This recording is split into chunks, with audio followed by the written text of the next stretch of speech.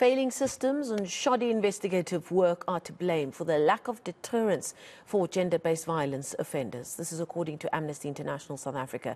It says we continue to witness failures by the SAPS as evident in the cases of gender-based violence victims and the Krugersdorp rapes. The organisation is calling for urgent measures to hold SAPS accountable for denying GBV victims and their families justice. For more on this now, I'm joined by my Marike Keller of Amnesty International South Africa, a researcher with them, and she joins us virtually from Durban. And now, Marike, we've spoken before, I just realised, and it's when you penned an article in 2021 on News 24, and it was an opinion piece saying, is justice for survivors of gender-based violence in South Africa a pipe dream? 2 years on, we're basically having the same conversation, only with statistics that are now even worse. And yet, it still needs to be spoken about. At what point are we able to get this message through to those on which we depend to create a safe environment for women in South Africa? Good evening, Marcel, and thank you for having me tonight. Absolutely. It's 2 years on, it's many years on, and we're still having the same conversations. We need urgent measures put into place to hold SAPS accountable to effectively investigate cases of sexual and gender-based violence. We've said enough is enough for too long and for too many years. When will things actually change? We have an extensive legal and policy framework, yet we continue to see cases of sexual and gender-based violence soar. I mean, just in the last quarter, cases of reported sexual offences increased by almost 10%. And every quarter, Minister Keller expresses concern, yet again, over these numbers. And yet we see little to no political will to actually change this. So what we need is a complete overhaul of SAPS at this stage. And yeah, we need something drastic to change at this point. It was just this weekend we had reporters in Krugersdorp marking a year on since this horrific crime that took place there, where women were gang raped while just filming a music video in Krugersdorp. And at the time, the area was then flooded with the police. The police minister was there. He made all of those statements that you just mentioned. And as we've seen, the pattern is, if there is a spike in these kinds of crime, or indeed the cameras arrive to tell the story about the spikes in these kinds of crime, once all of that disappears, so do the extra boots on the ground, as we now call them. What kind of structural change is your research and your work showing you needs to take place in the police for us to see a very real and necessary change? So it's a great question. And I think part of what we're calling for, I mean, there are various factors and various components to this, but as part of this overhaul of SAPS, there are various components we're calling for. So to kind of break that down, it's crucial to start with looking at what are some of the problems within SAPS of why they're not effectively conducting investigations. And I mean, there are many, many challenges, including corruption, inadequate training, insufficient resources.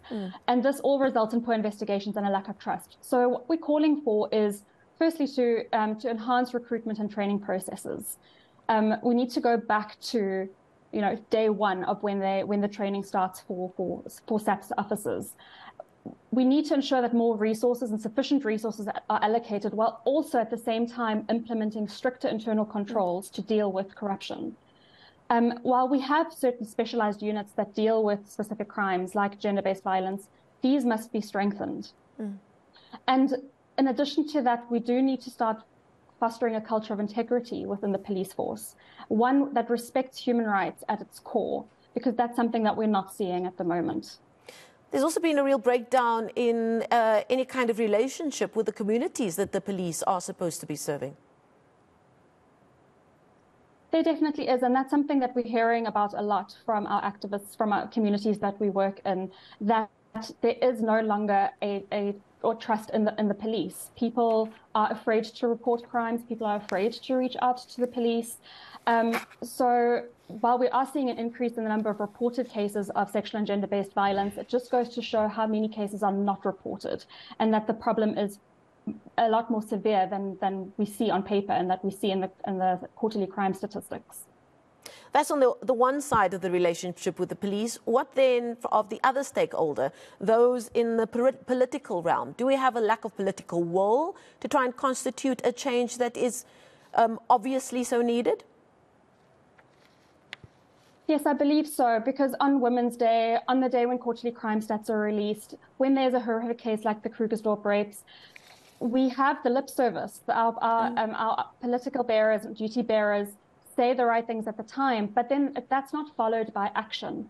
And even when we have national, international spotlight on, when they have the spotlight on them, like with the Krugersdorp rapes, or in 2021, when the UN Committee on the Elimination of Discrimination Against Women even expressed concern themselves over SAPS's failure to systematically investigate cases and called out the police for mishandling cases and also for negligence. Even with this embarrassing international spotlight shone on them, it's not spurred on change. We're not seeing any change. Absolutely, and it does come down to the basis of the work that you at Amnesty International do all the time, which is human rights. And what's been proven time and time again, that women in South Africa, girls and young women and older women, all women in South Africa, their life is far cheaper than anybody else in this country. Yeah, absolutely. And then we celebrate a day like Women's Day and celebrate women. And again, it just comes back to lip service. What does it really mean at the end of the day when nothing changes for them, when their lives are at risk on a daily basis? Absolutely. And we're supposed to raise young, strong female South Africans in this kind of environment. Thank you so much for your time and your continued work. Marike Keller, the Amnesty International South Africa researcher, joining us virtually from Durban.